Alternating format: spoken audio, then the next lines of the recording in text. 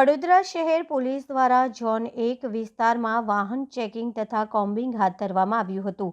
વડોદરા શહેર પોલીસ દ્વારા જુદા જુદા વિસ્તારોમાં વાહન ચેકિંગ અને કોમ્બિંગની કામગીરી હાથ ધરવામાં આવી રહી છે। ત્યારે આજે વડોદરા શહેરના ઝોન 1 પોલીસ સ્ટેશન વિસ્તારમાં વાહન ચેકિંગ અને કોમ્બિંગની કામગીરી હાથ ધરવામાં આવી હતી, જેમાં ખાસ ઉપસ્થિતિમાં વડોદરા શહેરના જોઈન્ટ પોલીસ કમિશનર ડોક્ટર લીના પાટીલ તથા ઝોન 1 ડીસીપી જગદીશસિંહ ચાવડા તથા એસીપી અને Gorwa Fatehganj Sayajiganj PI DCP PCB SOG સહિતના તમામ પોલીસ કર્મચારીઓને સાથે રાખી મધુનગર 4 રસ્તા ખાતે કોમ્બિંગ અને વાહન ચેકિંગ હાથ ધરવામાં આવ્યું હતું। આ સંદર્ભે શહેર પોલીસના જોઈન્ટ પોલીસ કમિશનર ડોક્ટર લીના પાટીલ મીડિયા સમક્ષ માહિતી આપી હતી।